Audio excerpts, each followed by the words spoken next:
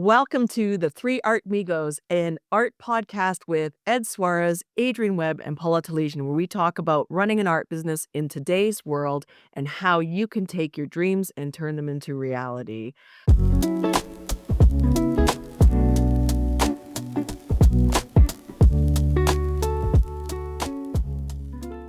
Welcome, guys.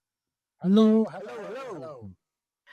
So today we want to acknowledge that over the last week, the entire world has changed, at least for millions, if not billions of people, and it will have an impact on everyone's life and art buying and maybe even outlooks in general. I think it's an important thing to acknowledge. It's a tough time in a series of years where it feels like every year gets a little bit more difficult.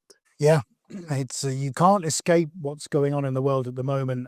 If we put this into context for the future generations that are going to listen to this podcast millions of times over in the future, at this point in 2026, there's a conflict in the Middle East, and that's what the entire globe has kind of got going on at the moment. Obviously, we've no idea how things are going to pan out, but it would be foolish to ignore that because the impacts on it, irrespective of anybody's political opinions or what they might think about what's going on, everyone is going to feel the impact in some way, shape or form, in some way or another. And I think it's relevant for us to certainly acknowledge that in the podcast. But as you're just tuning in and listening to us talking about this, crucially, and we're going to get onto this, I think this actually does present all of us creatives with a tremendous opportunity. Hopefully, between us, we're going to talk through that in a little while. Yeah, it's say opportunity to basically be prepared for when this is over, really, more than anything else, and sort of the things that can be done to be ready when everything settles down. That's about it, really. I mean, it's at the moment, there are lives that are at stake. There is a big monetary thing, and it always is with conflict. We do recover. We do come back from that, and so the same is going to happen. We are going to recover, and life will carry on as normal. So when that happens, let's be prepared. And that's such a good point too, because we are in a time which I personally believe is the greatest time in human history, not because of the wars, but because we have access to each other in ways that we couldn't have done even 30 years ago. We have access to information that we wouldn't have even 30 years ago. It's important to acknowledge that this won't last forever, but it does feel very immediate. It does have an impact. We're seeing the news wherever we turn, whether it's through our favorite influencers on social media or whether it's through traditional news outlets. It does feel very intense. I want to stress, though, because we are working with artists, art is still selling, but it may be selling at a different rate. Maybe some of the people who would have bought are holding on to their money right now. Maybe you have to be more present and work a little bit harder, but it is still selling because what is impacting us as artists and our neighborhoods and our attitudes and our family groups and all that may not be affecting everybody else. What I believe is that what makes humanity really interesting is our diversity. And so the things that are bothering us may not be bothering other people. And I'm not saying that's right or wrong, but I am saying that we all have different experiences as people on this planet, and we all have different lenses that we look through. So our area or our community or our village may be in a recession, but if you go outside of that, it may not be, that kind of thing. So understanding that our circles may be affected by something that other people won't be. And this is not a moral judgment or anything on whether that's right or wrong. This is just an acknowledgement that the world is also bigger than we realize and that people are having different experiences. So it's more important now than ever to be online and selling our art to a larger audience. So if your immediate area is impacted by what's going on, you can reach an audience that may still be buying art or may still be interested in engaging. So I think the key message we want to start with is this is not the time to give up hope and say, okay, that's it. Everything's done. This is the time to figure out, if you really want to have your art business, and how to dig deep and make sure it's viable, not only now, but for when things inevitably change for the better. Because they will. They absolutely will. We know this. Let's put this in perspective of having an art business. If you are just starting up an art business, now is the time to get super clear as to what you want from your business, how your art helps people, and how you're going to reach them and make them understand that you're safe to buy from and that their art will improve their lives. This is really important. If you are an established art business, so you're running a business that is still selling, like Ed and Adi are running Swarez Modern Art, then now is the time to dig deep and figure out new ways to reach people and ways to reach your existing clients. So what are you guys doing to navigate this? Well, I just want to point out something, pick up on something you just mentioned, and that is you said about the locale or where you're currently placed, and that might look different to the rest of the world. You know, the world's a very big place. If you're impoverished where you're at now, that might not be the case in other domains, countries, and territories. And what sprung to mind immediately as you said that is that we are in such a constant state of change, permanent change, as it would seem. We have developments in artificial intelligence, in all of these services being bombarded on our timelines and in our news feeds on a daily basis. It's barely comprehensible to think either where that will go or even just to keep up with what's going on. So I think that's as accelerated in terms of change as it's ever been, or that I've experienced for me anyway. I can't think of being in any other time span in my life where things are moving so quickly, which in itself is quite difficult to navigate. However, with that degree of change and that degree of connectivity and how integrated all of our lives have become with all other lives, as it would seem, as one collective mass, the potential that that can bring us, the opportunity that can give us, and the ability to find new people, new ways of talking, new audiences is also greater than it has ever been. So whilst on one hand you have a heavy weight, the other one is you can lift up into the air. It's that kind of yin and yang thing. And for us, they go hand in hand. So let's see if I can answer that question you just asked. So what are we doing? Well, for us in our particular space that we occupy, in this art market that we're talking about, traditionally what we would have had as a client, that has now changed. And yes, our market is being more cautious about what it spends its money on. Doesn't mean that we're still not selling to them, but that has seen a fundamental shift. And what's the biggest single thing we can do is recognize that actually, as I've just said, we're in a constant state of change. It's like this flux. What works one day might not work the next. And it's, in some cases, as brutal as that. However, the best thing we can do is to recognize that this is always happening and always have one ear to the ground, or looking at figures or looking at stats or analyzing data. Because let's be honest, the numbers never lie about what is happening. And that's quite easy to actually gather that data. You log into your website and have a look at the website traffic, or Google will tell you, et cetera, et cetera. That's just one thing. So we're very aware of that. We're very aware of what everybody else might be doing around, what other websites might be doing, who's doing an offer, who isn't, who's talking about this, who's talking about that. So having that time to sit down and look at what is going on around you for the people that influence what you do is really important. And that is also in a constant state of change.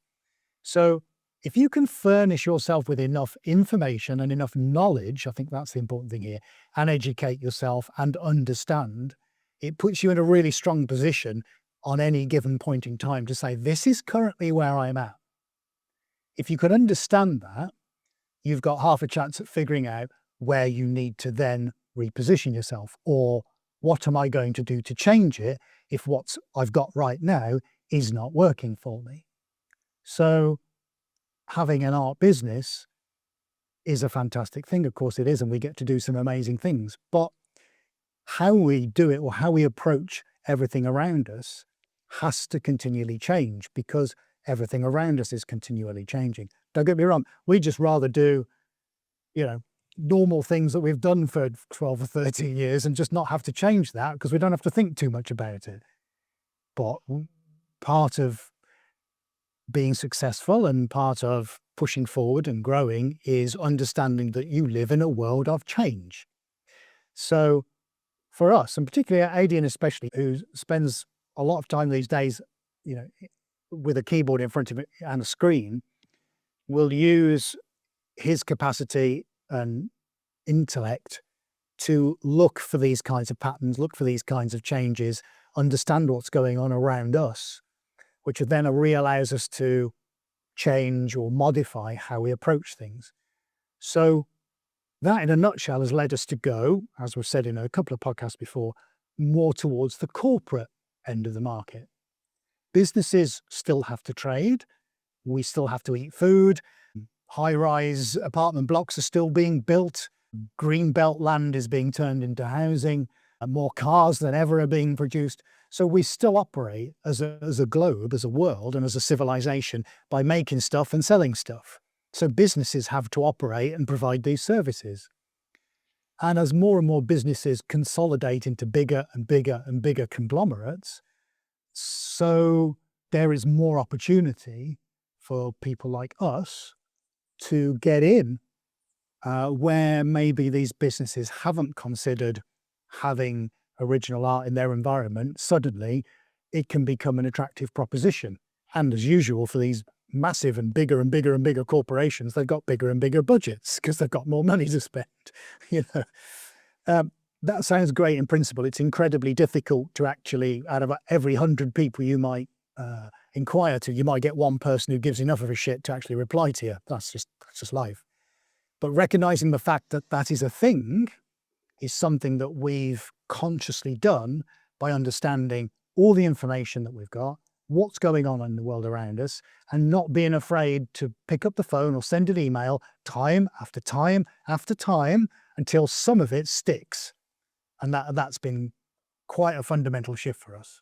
Yeah, I'll certainly agree with the last bit there, Ed, saying about emails, that we are tailoring the emails a little bit more to people to try and get more of a response, because it's one thing I would prefer to speak to somebody, either face to face or by phone, but sometimes you just can't do that. We all know, anybody who's ever sent an email, you send that email out thinking, are they ever going to read it? I think once upon a time you could actually get when somebody had opened the email, so at least you'd know that they had opened the email, and whether or not would they respond, at least you go, well, at least I know they've opened it. These days you can't tell that. You don't know whether they've opened it. You don't know if it's gone into spam, junk. Let's face it, with Android systems and iOS systems, they have this ability to suddenly tell you that that really important email is just junk and you don't really need to look at it. We had our paint supplier who came back to me a week later and said, so sorry, Adi, I've only just found your email in the junk pile. And I'm like, but we've emailed back and forth 50, 60 times and suddenly that one gets thrown in the junk mail. So we've thought about as well that don't just have one email address, have a backup email address. And one that we sent just recently was, this is what we want to do. We propose going forward. Oh, and by the way, we're going to send this on a second email just in case you don't get this one. And it's almost to the point where you're not accusing them of opening it and discarding it. But what you're actually doing is saying, hey, I'm going to send it twice so that I can make absolutely sure that if the one doesn't get through, the other one will, and that kind of thing, to make absolutely sure that what you're sending out is getting to somebody and you can try and get that best response from. Because again, like we said, the turmoil that's going on, it might be that people are just not, they're like, I can't deal with this at the moment. But if you alter it slightly and say, hey, look, I know things aren't, they're all up in the air at the moment, but hey, we're here, we could chat about something, so on and so forth. Maybe there's something else we can do. That kind of approach, that sort of softer, let's just have a little bit of a chat and then maybe we'll do some business, as opposed to, I've got a business email, bam, bam, bam, bam, bam, and not actually get on that personal side. So I think some of that is, again, that just shifting it a little bit. So make this about almost making friends and then getting clients, if for want of a better reasoning to that, if you know what I mean. Yeah. So you're doing basically a lot of cold outreach after doing some research on the companies. In the entrepreneurial world where I spend a lot of time in terms of working with coaches and course makers and all that, sending out AI generated cold outreach has become sort of the thing where some third party company finds so-called potential clients and just sends them out random emails, which is just awful. I think it's really important when we do the cold outreach that we are actually doing the research and reaching out as humans. Because one of the joys of being an artist is to have that doing things differently, to connect deeply, even if it's like we're not saying be best friends with your clients, but connecting as a human being to another human being to potentially make their lives better through the work that we create, through the art we make. I think is gonna be a huge differentiator. They're gonna remember you over the random, "I looked at your website, you need SEO," emails that we get by the dozens every week. Or right now, for some reason, I'm on the, "Your company needs insurance. Make sure all your staff have insurance, they can get, new glasses and pharmacy drugs and all that cheap." And I'm just like, "How did I get on this list?" Like, it's so cold and so random. So you have to cut through that sort of negativity between the AI and just the neutral emails and reach out. But that might be challenging for a lot of artists. I want to hit on this AI thing now before everybody switches off and goes, "Oh God, I just don't want to talk about AI anymore." Actually, Yeah. I think if there's no other part of this podcast you remember, I think this next segment between the three of us you will remember because this could be an interesting part. I believe, no, I'll get demonetized. I believe more so than ever, we need nice things to look at. We're in a point in history now where things can and have become very difficult, very oppressive, and hard bloody work just to get up and out of bed and earn a living every day, that the more nice things we can look at, the more things that punctuate the bullshit and give us a reason to smile, the more we can get of that, the better. So everything you create is that, as far as I'm concerned. Whether it's a dog blowing out a birthday candle on a cake, or it's someone who slips over and does this and you end up laughing, wherever your laughs or your little nuggets of sunshine come from, as a creative, you can fill those voids. Show up, put 10 posts out a day. If you're not going to paint today or create something, so I keep saying painting because that's what we do, we paint stuff.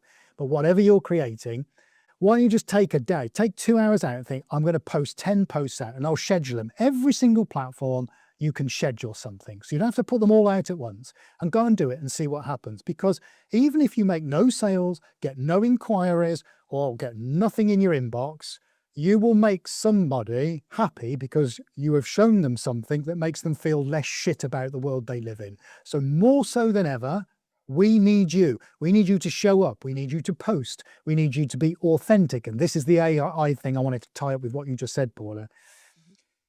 I'm even seeing on my timelines, I'm sure ages ago, in the last 24, 48 hours, how much do you think all of this sensationalist stuff that's coming through in the world is AI generated horseshit? Yeah.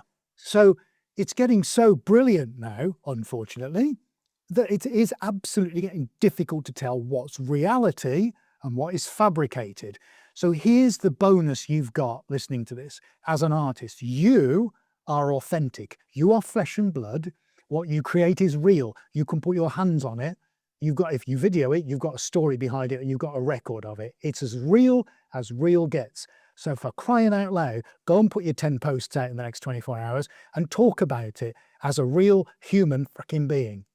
So yesterday I put out a post last night of me and AD trying to photograph a 3-meter square painting. If that doesn't sound like a lot, of course it doesn't, because this is a audio medium. So how could you visualize it?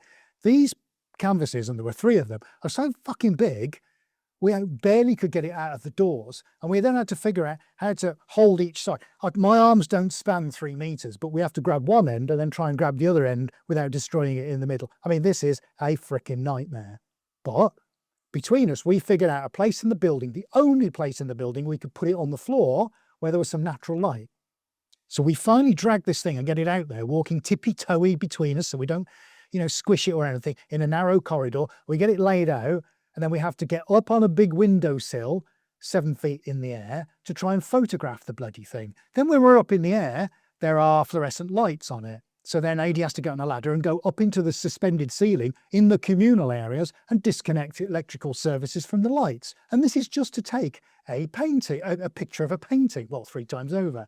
So we're doing all of that stuff just to take these pictures, which will go off to the clients. However, while I was up there trying to press the shutter button, because Adie's got the camera, he can't see what the camera's doing because it's on a long pole. I can just about see what's on the screen, but I've got the little remote clicker. So when I can just about see the screen on the phone, I press the remote clicker and it takes the photo, because you can't stretch 6 feet out into the distance to go and press the shutter button. And my arms are longer than yours. And he's got gigantic arms, like the guy out of the Fantastic Four. And even he still couldn't reach the shutter on the phone. So while I was up there, then he eventually got down, but I stayed on the windowsill.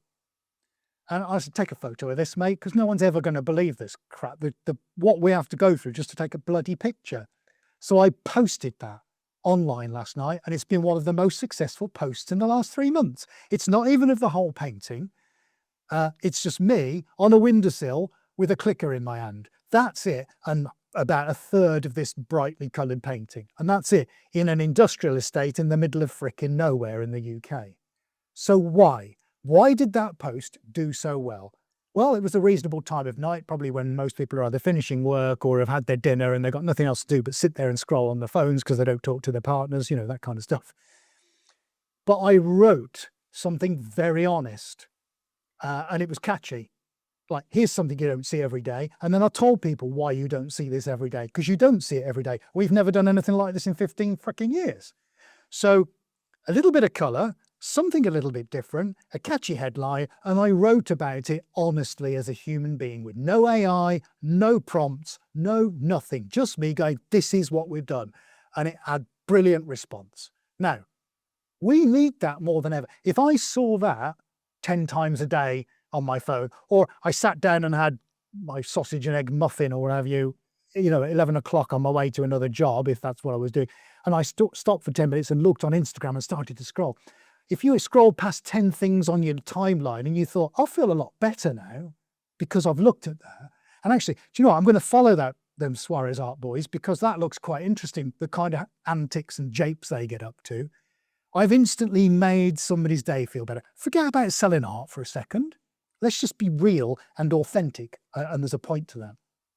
So that's just one example. I can replicate that 7 days a week if I need to. And I'm pretty sure you can as well.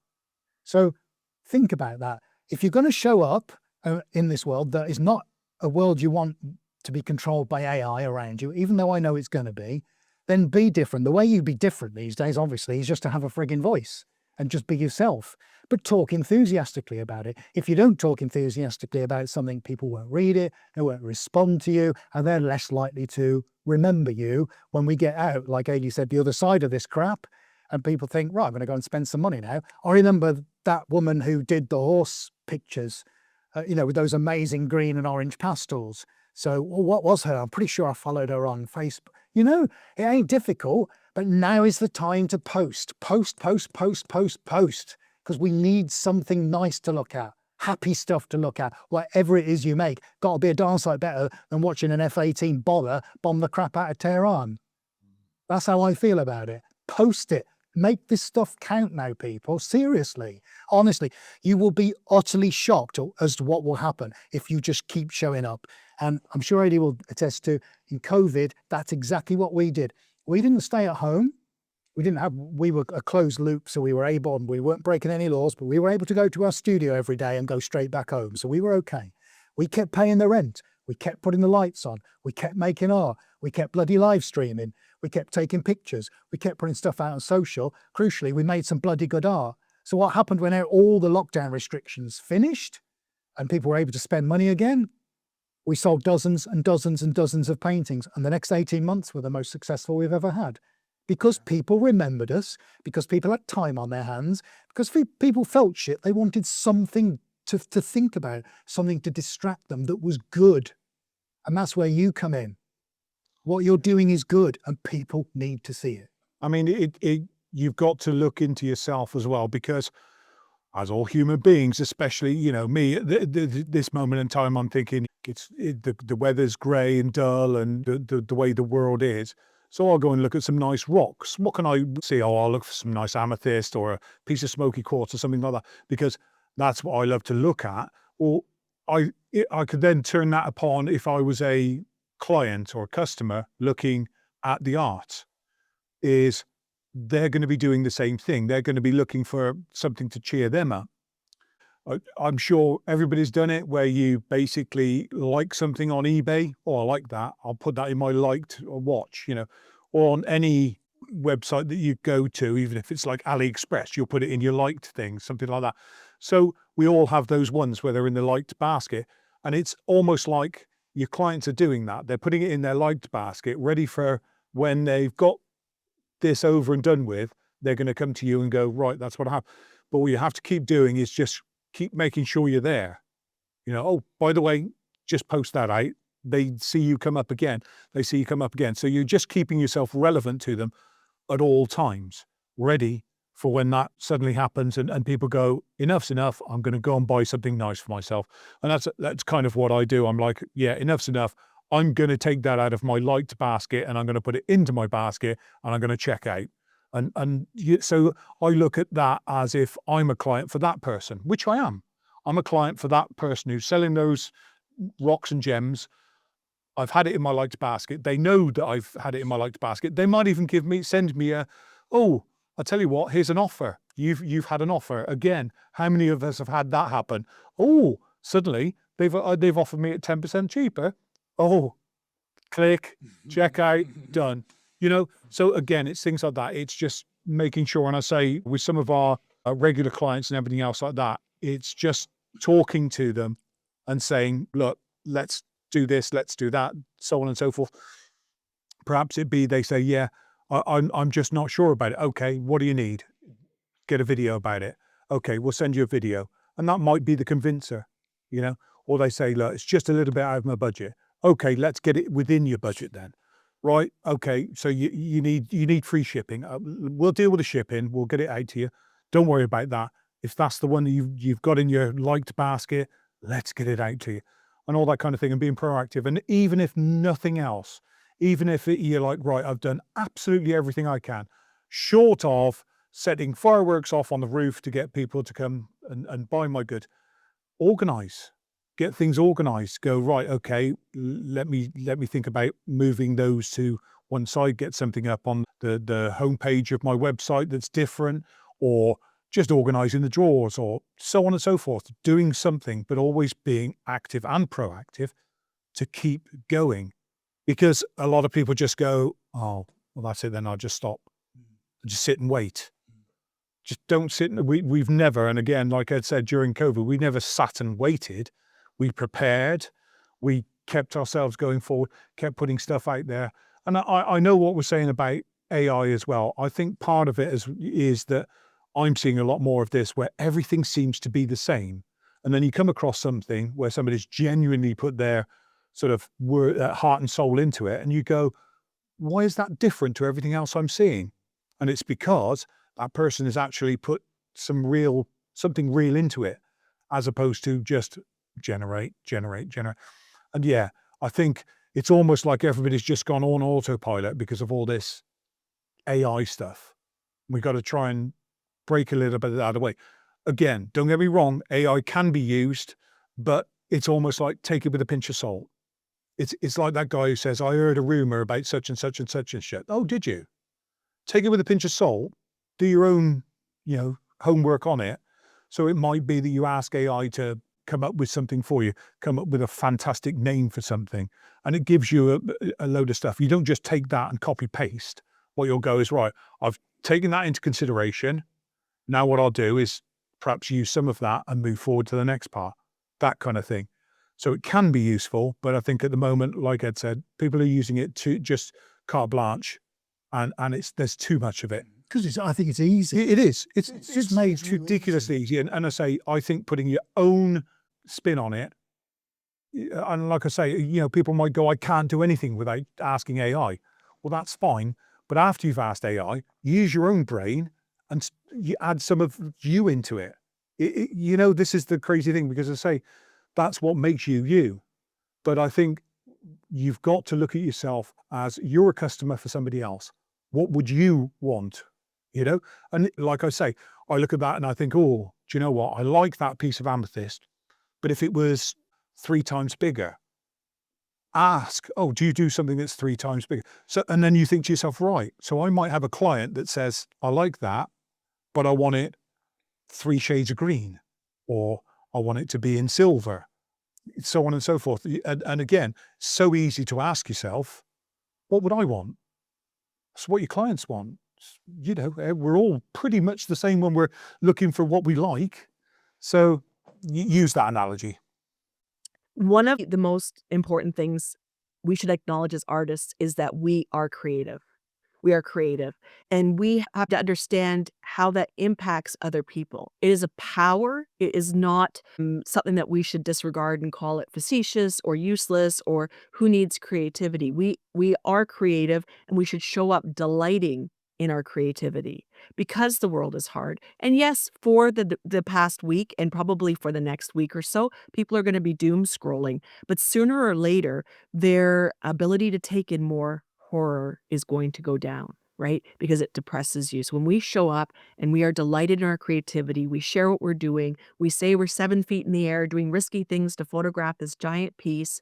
When we give people a reason to remember what it means to be a human being, a fully functioning human being, not just one that is watching a live streamed, um, many live streamed horrific events, we're doing a service to our species as a whole.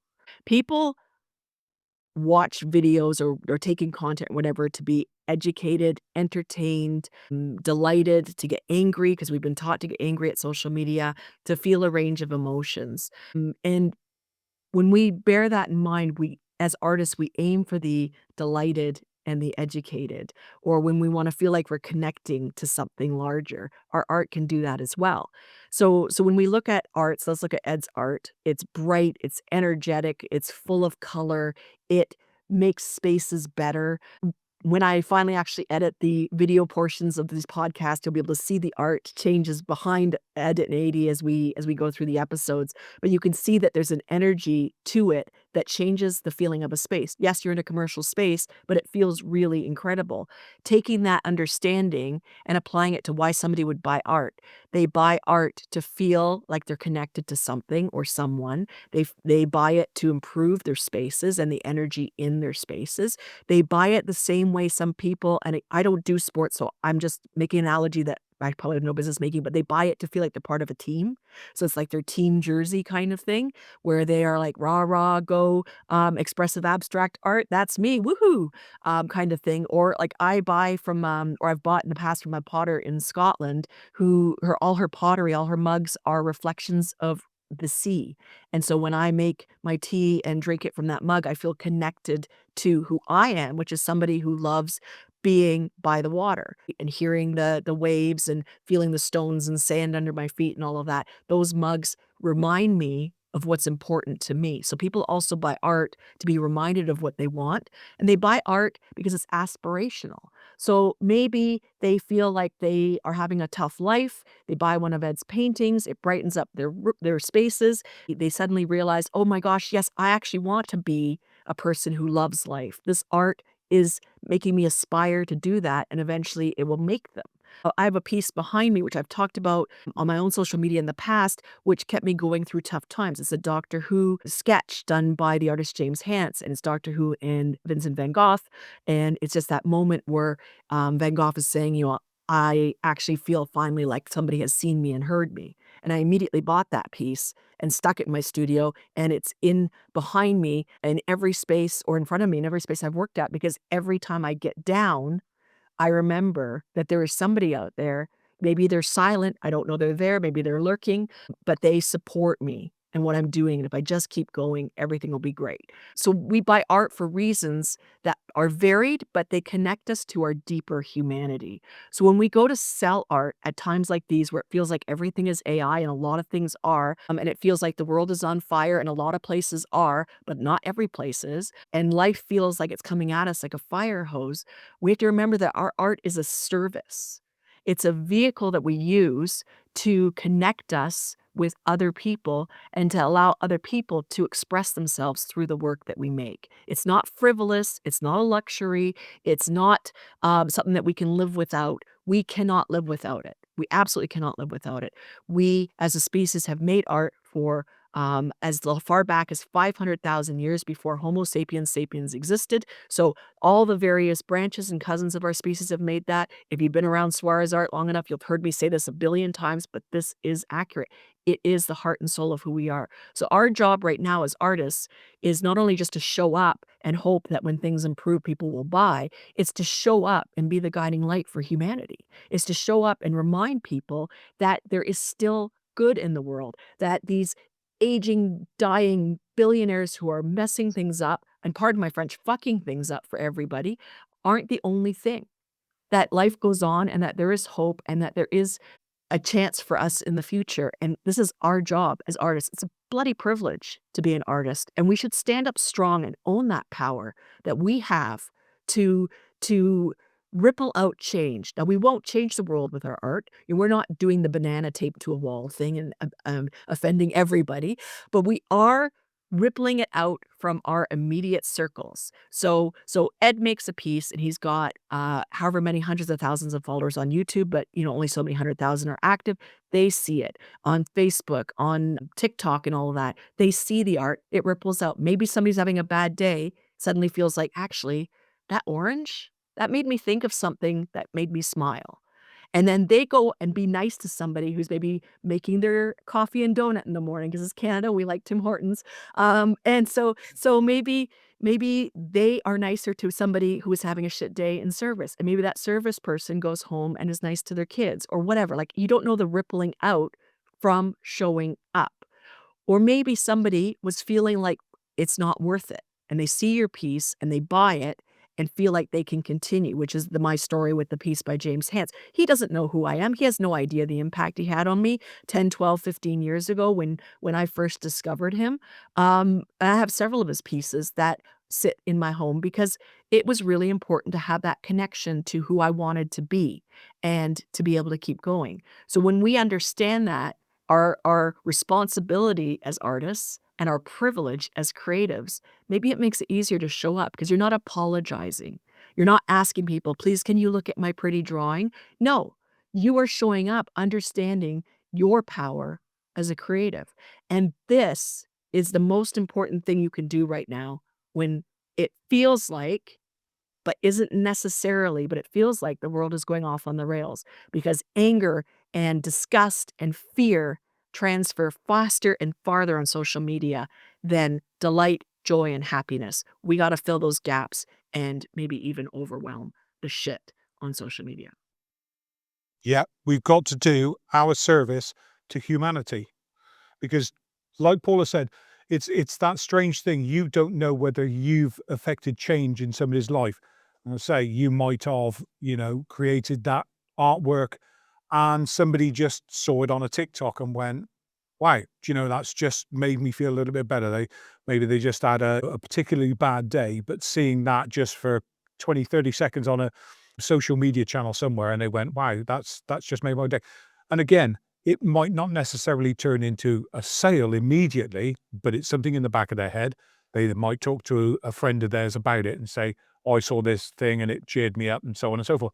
And it's that knock-on effect. And to be honest, that's cheering up everybody in humanity as you go. So as a creative and an artist, we have to do our service for humanity and lift it. And that's what we're doing. Maybe I should change the website, Paula. Well, you're talking about refreshing and Yeah, yeah. re-looking at things and taking this time. Maybe I should change it from original abstract art for sale to servicing humanity since 2012. Yeah, that's it. I Yeah. wonder how far. That servicing humanity sounds a little bit like not the kind of art you sell. Well, Lifting humanity. How's that? Lifting humanity. Yeah. Uplifting humanity. There we it's go. interesting you say that because only a week ago, or was it maybe 2 weeks ago, and I think I explained that I had done quite a lot of changes on the site after having not done it for a while. And we had a tagline pretty much since day one, which was extraordinary art for extraordinary people.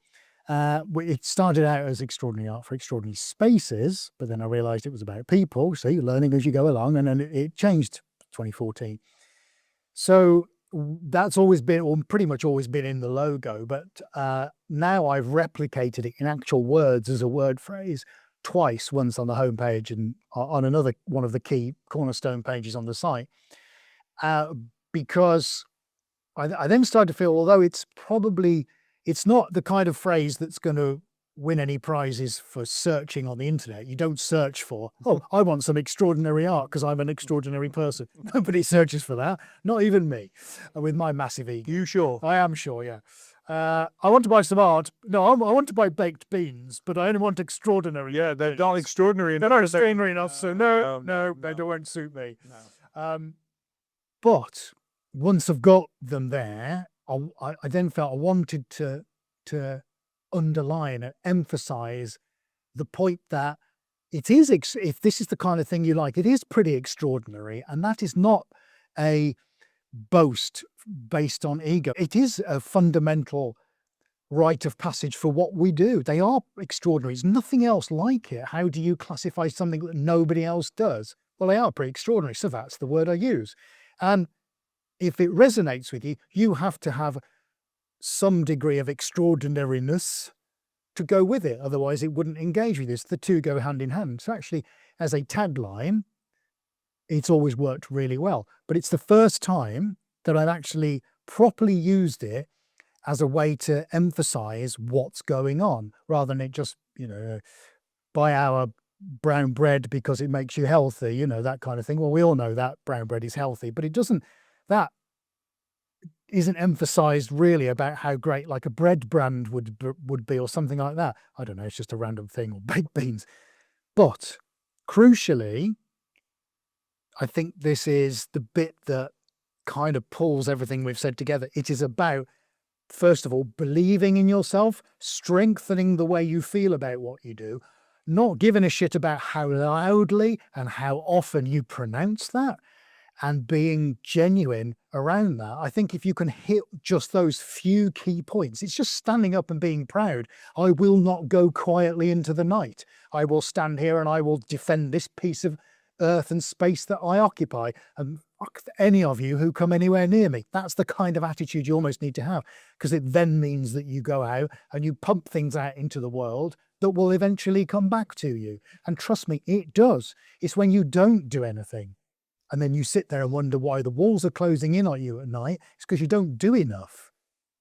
You can do enough. You can do plenty if you choose to do it. Well, we're telling you, choose to bloody do it now.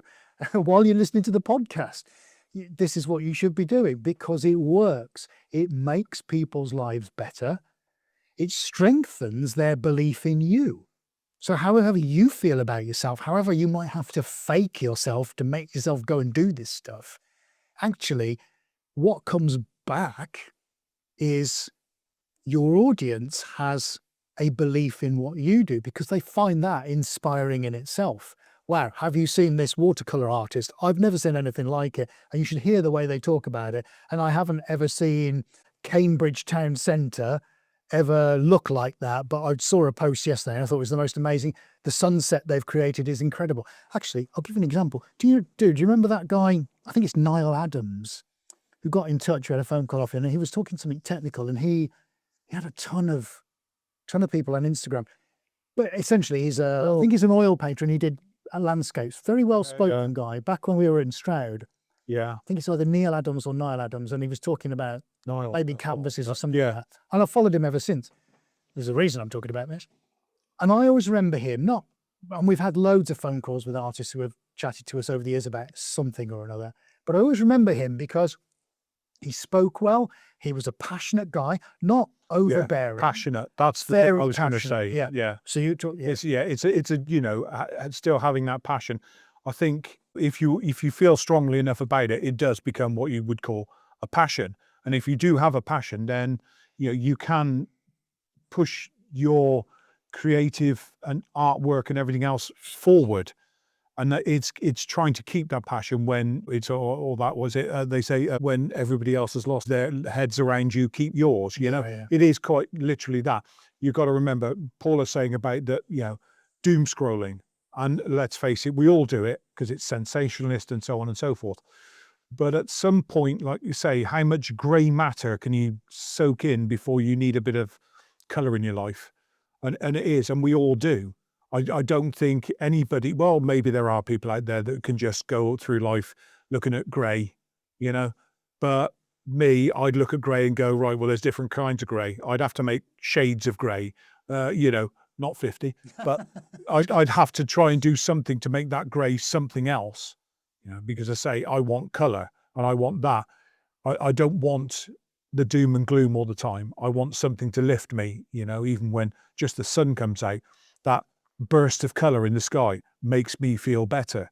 So you can imagine that for what we do here, those bursts of colour that people get excited about, and it's that thing as well, almost think about the previous clients that you have sold to and what they've said about your artwork.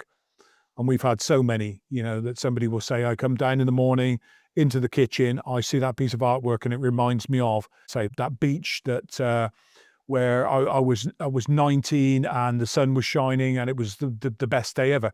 It reminds me of that, and that kind of thing. And getting that feedback from them then pushes us forward to say, right, we need to make more of that for the people out there that need it.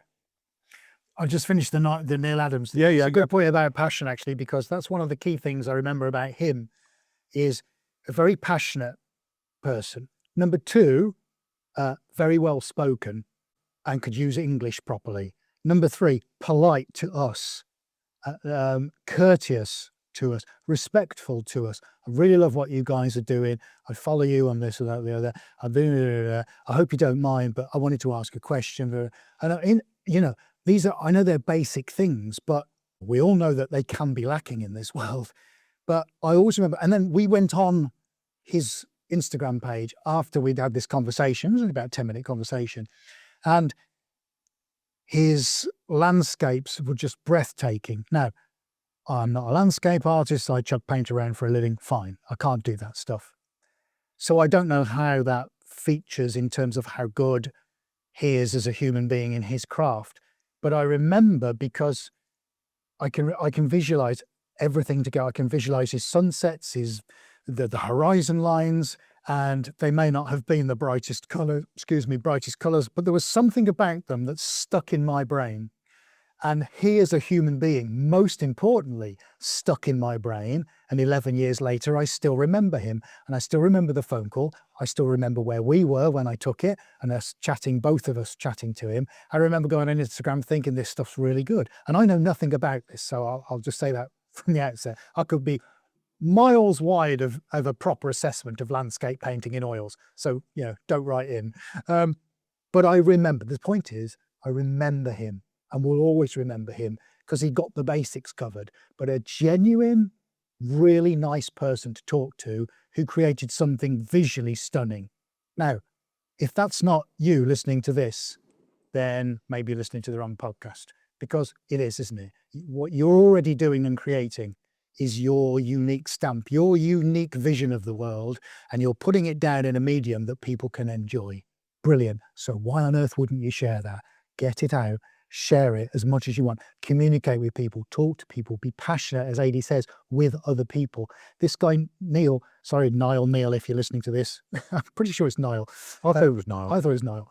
I mean, let's all be a Niall today, because he just always stays in my head. So there are ways to do this without having to read a thesaurus or take a degree in social interaction. Just be you. And it's quite staggering when you take away all the bullshit, all the things you think you should be, and just be yourself, that you find the people that want to respond to you. You find your audience, because the ones that don't like it just won't bother anyway. I've got what you could call that day as well when you do that.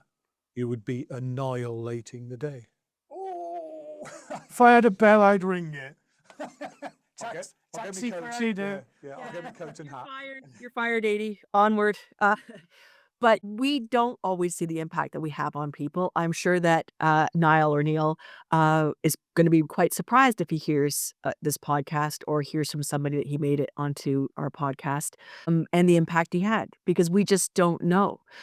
We covered, obviously, haters and trolls and everything in last week's episode, but it is important to acknowledge that when we show up passionate about something, confident about something, there will always be people who will want to tear us down. Not as many as we think, because our brains make it bigger, because the brain's job is to keep us alive. But just understand that anybody who does come and say, well, you're too passionate, or I can't stand how you are, or whatever, they weren't going to like you anyway. Right? The people who tell you that you're too big, they want you to be less. No, no, they can go be less somewhere else. Go find less somewhere else. You have to sort of stand in your confidence and your mindset as an artist and fake it until you make it. One of the clients that I'm working with right now, I have her standing in front of a mirror saying I'm her first name, last name, but it's I'm first name, fucking last name, and I'm a brilliant artist. Saying that every day, right? Because we don't say that to ourselves enough. We don't hype ourselves up enough. We go, gosh, I hope nobody hates me today, or I wish I could do this, but it's just too much. No, no. I'm Paula fucking Telizyn. I'm a damn good mentor. That's what we have to be saying to each other and to ourselves, and hype ourselves up and get on with it. Because it's very easy to live small and you blink and your life is behind you. And it happens really fast.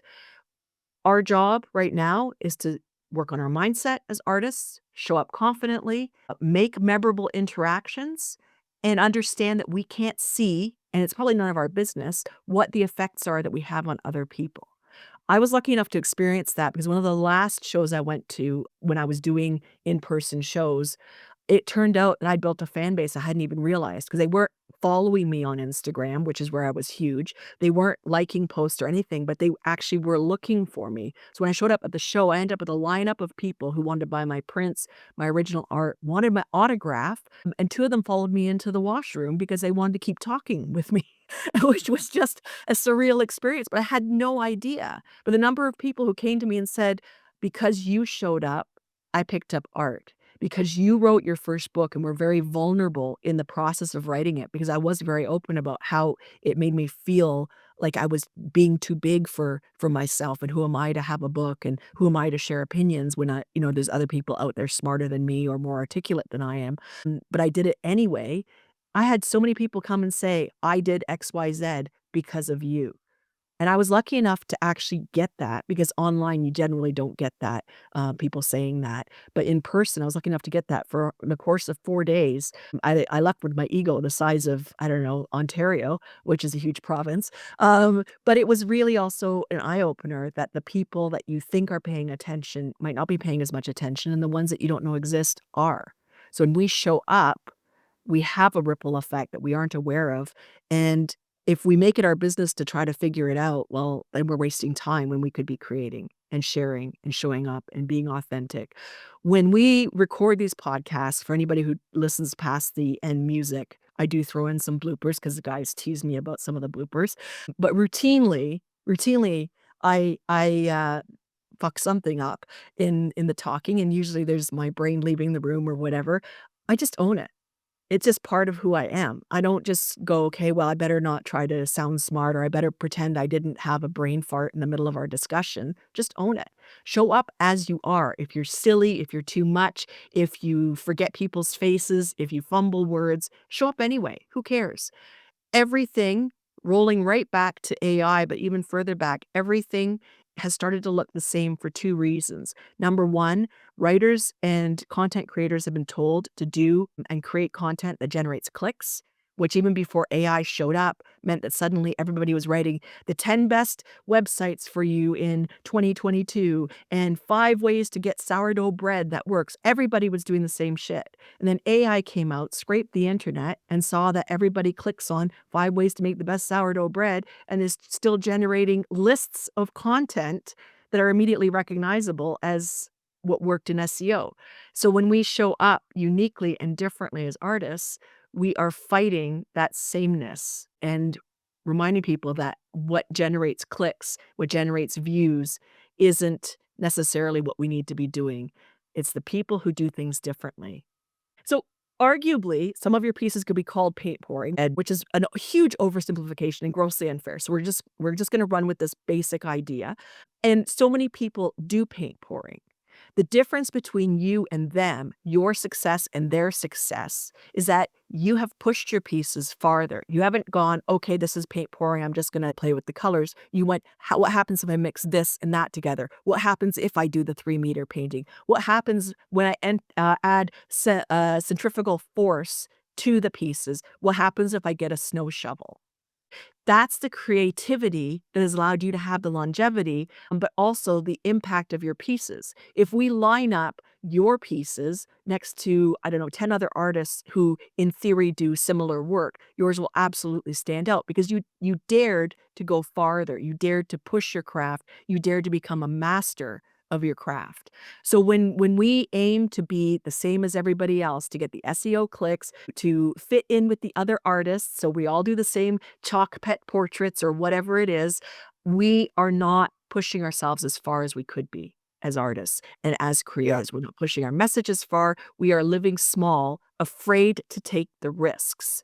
The very first abstract artist wasn't a man, it was actually a woman whose art, is just finally coming to the forefront, and she dared to do things very, very differently. Her work is full of huge shapes, triangles, and lines, and circles, and everything, and for the life of me, I can't remember her name right now, but I'll put it in the show notes.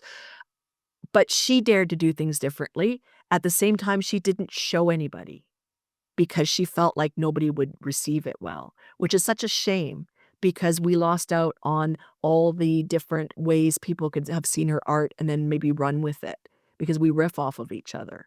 We improve, we like the saying is good artists steal, but we don't mean steal copyright. We mean just steal an idea and then put our own stamp on it. So, the first person who poured paint wasn't the only person who did, but some people went a whole lot farther and did more amazing things with it. This is what we owe to our art, and this is what we owe to people as well, to our audiences, that creativity. Yeah, absolutely. I mean, I'll take the analogy back to basically, my dad. He was a plumber, started when he was 15 years old. He went through his craft right up until, I'm going to say, he developed Parkinson's. He wasn't sure. So it was around about his sort of 63, 64 when he gave it up. Now, he was an outgoing guy. He was the life and soul of the party whenever parties were going on. At work, where he used to work as a fitter at a local hospital, everybody knew my dad. It was like, here comes Jim. But he started to lose something when he was just sat at home waiting for Parkinson's to take a hold of it. So I then became a plumber. I was an apprentice with my dad, but back in the day, it was one of those crashes where there was no work and so on and so forth. So I had to stop from being his apprentice. He went back to the job that he had previously in a hospital. And I rolled back into plumbing, and it eventually ended up where my dad became my basically apprentice. And he just said to me, he said, the things that you know are just incredible. He said, I see all this new technology you're using and this and this. And I said, but Dad, you taught me the very first part of that, the basics to get me there. I then just went with adding to that to become something better. And it's not, I didn't steal, my dad showed me what to do. It's kind of like I was stealing what he did, but then added to it to become more of a plumber than the previous generation. And like Paula said, you're not stealing. What you're doing is going, oh, that's a good idea. But what if I do this with it as well? What happens? And I think we take it to the nth degree because that's what we've been doing, but I haven't been waiting to see what other people do. I've just been going, right, we've done that. Now what do we do? Right, let's get the extinguisher out and just squirt that in there and see what happens, or let's stick it in a freezer. And it's all those kind of things, just literally pushing and pushing and pushing to see where the limits are. And so far, pretty close. Once or twice the limits, once or twice the fire extinguishers come out, things like that. But for me personally, my passion is pushing the limits. I want to see how far I can go. And we've just almost found that with the spin table. But I think I might have fixed that. But I think we almost found the limits of just how big you can go. To be honest, I think anything after 3 meters, that thing's spinning around. It's literally going to take off. They're going to see a helicopter flying out of where we are, and well, it's going to be the first Swarez helicopter if we put anything bigger on it, I think. But it is for definitely for me, it's about pushing boundaries, and it makes it exciting for me, makes me more passionate for it, and I would hope that people who are watching us or admiring what we do will see that we're a constant evolution, for want of a better word. And I think in being a constant evolution, it's almost you keep relevant. And the sad thing about AI is that it's kind of this, like, it's just this all the time. There is no peaks of sudden, like, whoa, that's incredible. An AI will just maintain an even strain, for want of a better word. Whereas us as artists and creatives, we need to kind of break the mold and upset that even strain and, be a bit sensationalist every now and then, so on and so forth. The copying and regurgitating of AI is tiresome, just the same way it was before AI when people were copying and regurgitating to get SEO clicks and everything else. I do want to stress though that what Ed does obviously is a lot more than paint pouring, because that would be like a terrible oversimplification. It's where you started before you sold your work, but it's not where you're at right now by any means. And so the human creativity is really fascinating to me. Well, I don't take it as I mean, it is. It just, I get a lot of cups and I pour a lot of paint. So it makes no odds to me how you describe it. No, so if here's the key to that. Yeah. Paint pouring. Yeah. but then it's after that. Yeah, I could pour the paint on the canvas. Then what am I going to do with it? So yeah, you're right. Might have just started out with those kinds of principles. And I sometimes I just like to do just pouring and that's it.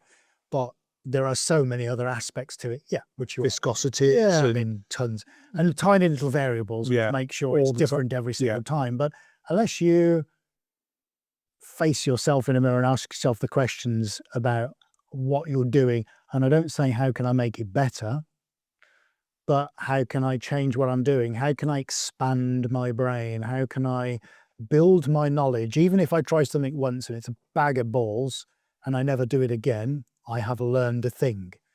When we're in the car every morning coming here to the studio, we will have a chat about something going on.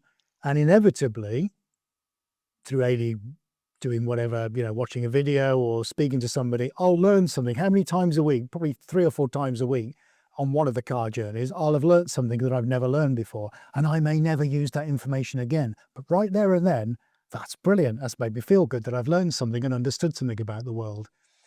So pushing forward in creativity, I know for a lot of people who I've chatted to over the years, it's oh God, no, I'm quite happy with my watercolors. I like my oils. That's fine. And you might be very happy with just one subject matter. That's fine. But ask yourself once or twice, what if? What if I just did this? What if I used some stand oil instead of some raw linseed oil? We found out this week what stand oil is and where stand oil was derived in the 1880s. Anyway, we won't go into that. But that's been fascinating. See, I've learned something. Yeah. We're researching paint materials because we're trying to work with a paint supplier and it come down to something to do with linseed oil. Now we know what boiled linseed oil is polymerized, which we didn't know before. We know what poise. We know what poise is. How it's measured. Yeah, it's all good stuff.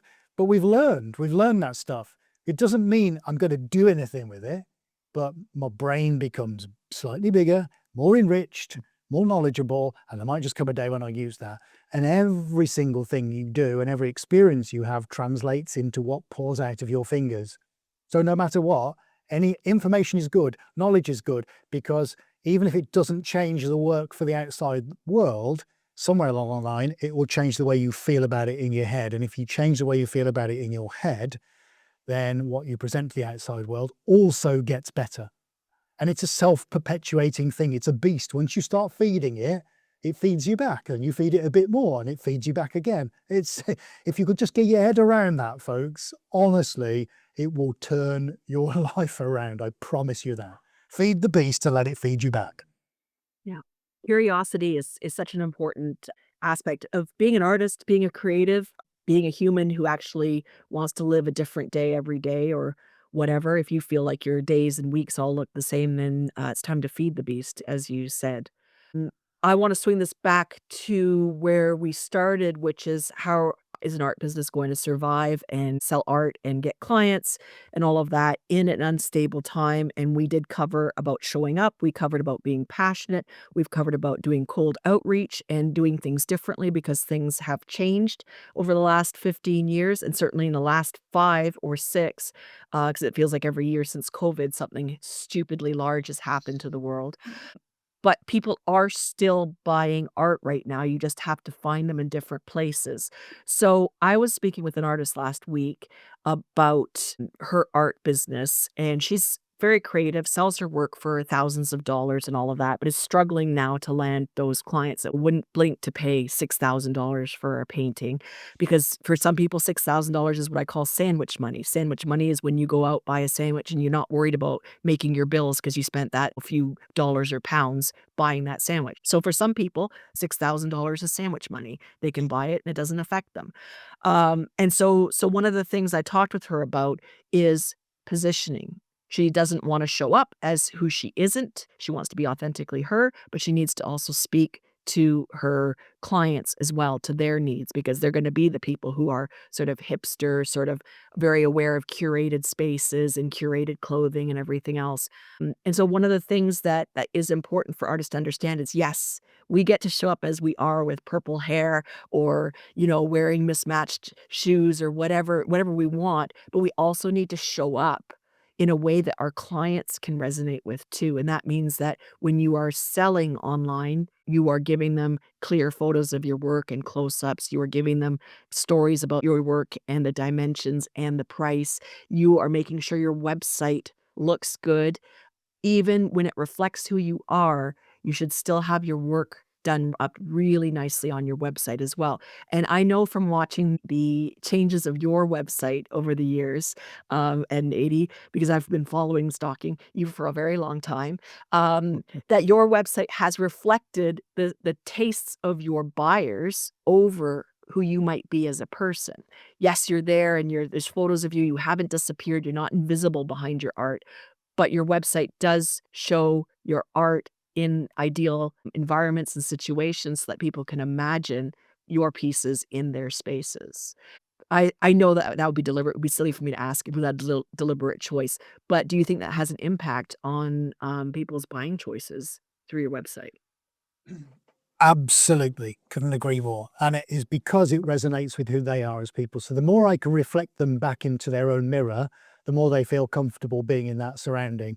So if I put, because I know what my ideal client is, if I present them with images and visuals that they're used to seeing, firstly, they feel comfortable. Secondly, they feel at home somewhere. And thirdly, they can visualize themselves being within the Swarez space as something that they want to aspire to do.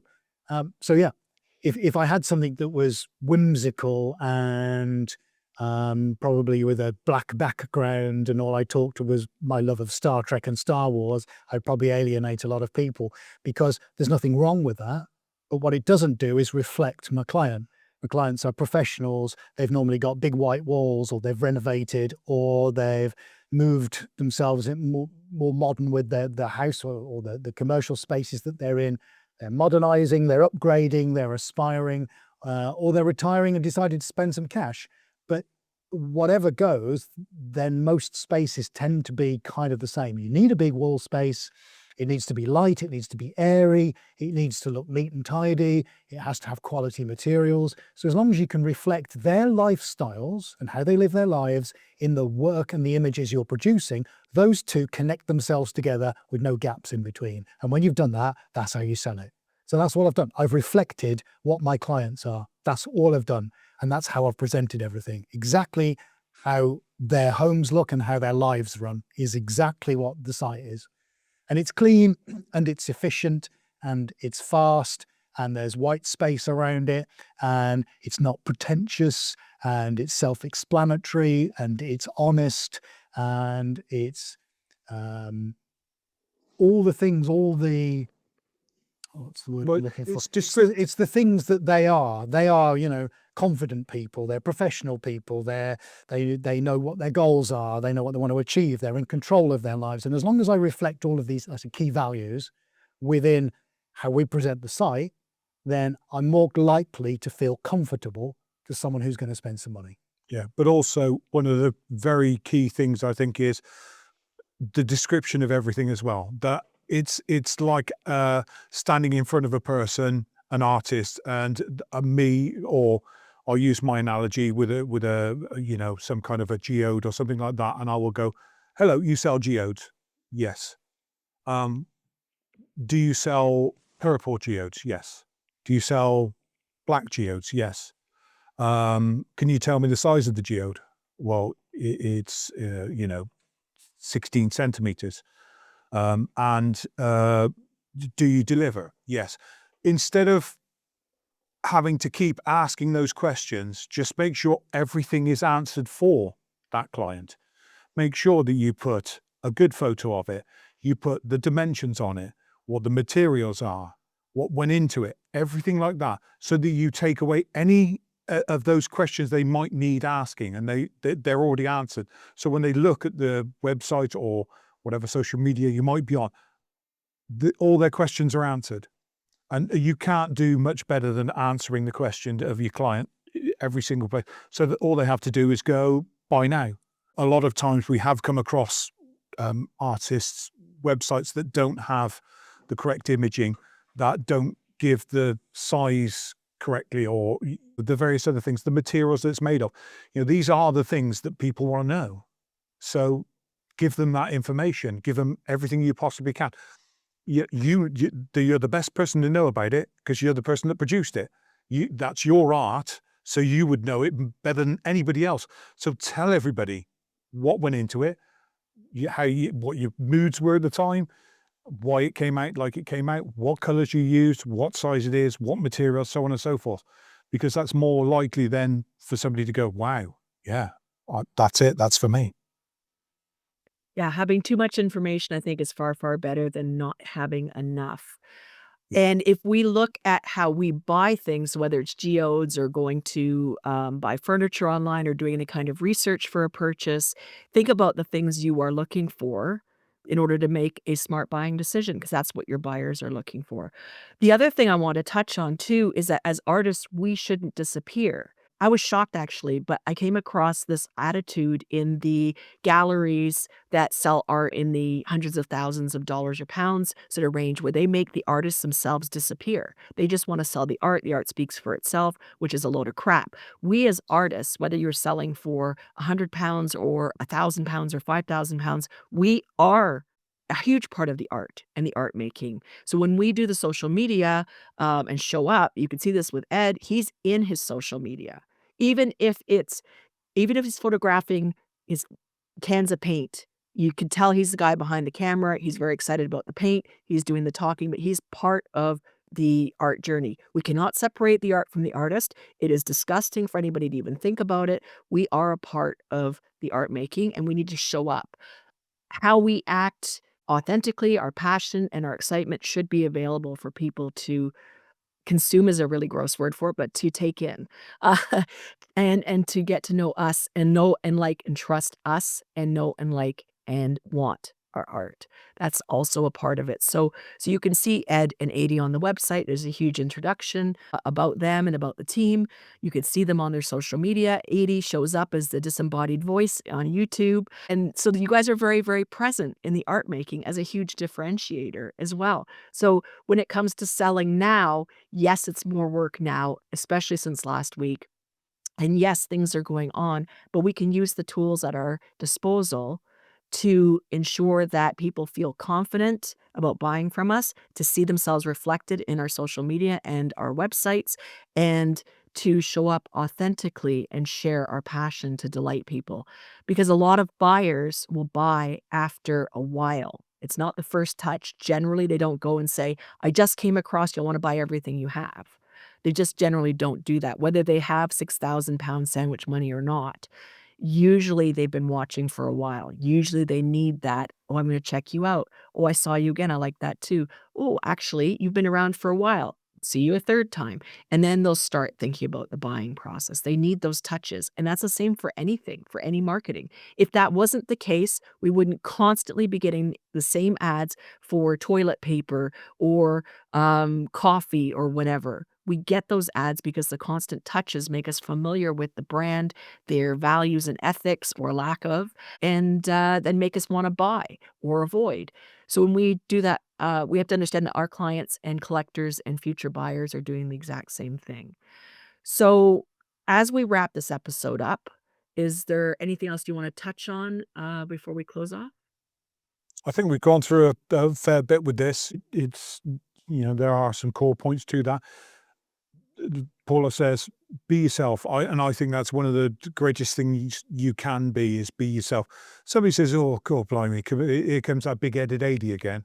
Well, uh, yeah, to be honest, because I want to absorb as much information into my brain as possible. And if that makes my head expand, then, that's great.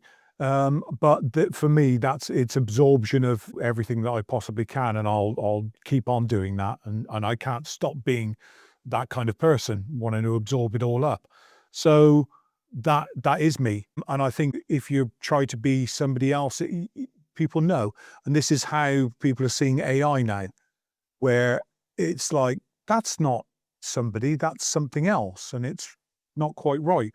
And I think you'll find that being genuine, certainly people will now notice it more. Maybe that's a good thing for AI being around, that it's maintaining that even stream. And us, as creatives and artists, are popping above that, and people are starting to notice that. So that's a good thing, which means that we're now going to be more in the limelight for them to go, do you know what? I'm going to go and buy that painting from Swarez because life's too short. It's a little bit too grey, and I need that in my life. And also the fact that that artist he's popping his head above all the bullshit. Yeah, for want of a better word. Ed, anything to add? No, said it all. Awesome. So I think the most critical thing is show up, be yourself, be passionate and dig deep and be different, which is such a strange thing to say to artists. But in all the thousands and thousands and thousands of artists I've seen over the years, most of them aren't being different. This is why Ed stands out with his art. This is why a handful of other people stand out with their art. I've been lucky enough to work with a few of them, but this is the difference. Dare to be different. Dare to continue to show up or show up and show up more. And it will shake out in the end. That's the bottom line. We want to thank everybody for listening to our podcast. This has been the Three Artmigos, where we talk about art business, life, and creating success in an unstable world. You can check out how we can help you create a better art business at swarezart.academy. You can check out Ed and Adie's website at swarezart.com, and you can check out my own website at paulatelizyn.com. And we will catch you in the next episode. Follow us on YouTube, Spotify, Apple Podcasts, Amazon, Audible, and wherever you get your favorite podcast app. And of course, share with your friends, and we will see you in the next one.